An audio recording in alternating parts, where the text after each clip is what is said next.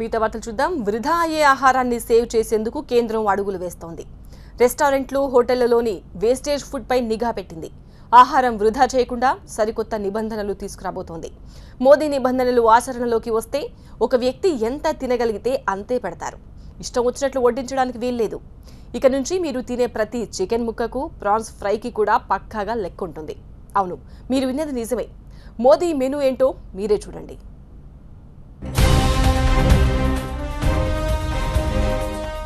ఇళ్లలో జరిగే శుభకార్యాలు, హోటళ్లు, రెస్టారెంట్లలో ప్రతిరోజు చాలా ఫుడ్ వేస్ట్ అవుతూ ఉండడం చూస్తూనే ఉంటాం.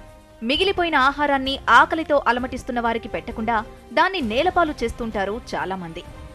ఎవరైనా సరే హోటళ్లు, రెస్టారెంట్లకు వెళ్తే ఆర్డర్ చేసిందంతా తినాల్సిందే.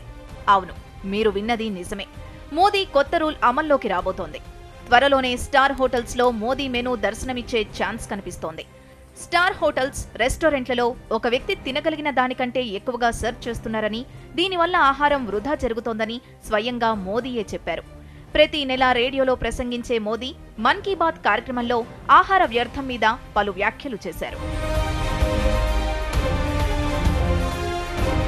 2 ప్రాన్స్ తినగలిగే వ్యక్తికి 6 ప్రాన్స్ వడ్డించడం వల్ల, 2 ఇడ్లీలు తినగలిగే వ్యక్తికి 4 వడ్డించడం వల్ల ఏం ప్రయోజనమని ప్రశ్నిస్తున్నారు మోదీ. దీనివల్ల చాలా ఫుడ్ వేస్ట్ అవుతుందంటున్నారు. త్వరలోనే రెస్టారెంట్స్ లో వడ్డించే వంటకాల పరిణామాలకు సంబంధించి ఒక ముసాయిదాను రూపొందించి అమల్లోకి తీసుకువస్తామంటున్నారు కేంద్ర మంత్రి రామ్ విలాస్ పాస్వాన్.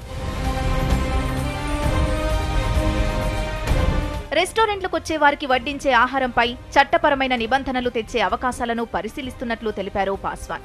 ఆహారంపై ఆంక్షలు వేయడం ప్రభుత్వ ఉద్దేశం కాదని, ఇంట్రెస్ట్ ఆఫ్ కన్స్యూమర్స్ ఉన్నందువల్లే ఈ దిశలో యోచిస్తున్నట్లు తెలిపారు. ఒక వ్యక్తి ఎన్ని చికెన్ పీస్లు తినగలడు అనే దాన్ని అంచనా వేసి అన్ని చికెన్ పీస్లు లెక్కగట్టి పెడతారు. హోటళ్లు, రెస్టారెంట్లలో తినగలిగినంతే పెట్టాలని నినదిస్తున్నారు పాస్వాన్. భారత్లో ఆహారం వృధాపై గత నెల 26వ తేదీన మన్ కీ బాత్లో ప్రధాని మోదీ తీవ్ర ఆవేదన వ్యక్తం చేశారు.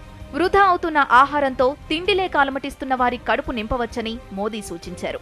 ఈ నేపథ్యంలో పాస్వాన్ ఈ అంశంపై సీరియస్ గా ఫోకస్ చేశారు. పాస్వాన్ ఆలోచన ఆచరణలోకి వస్తే దేశవ్యాప్తంగా హోటళ్లలో వినియోగదారులకు అందించే ఆహారానికి ఒకే కొలత ఉంటుంది.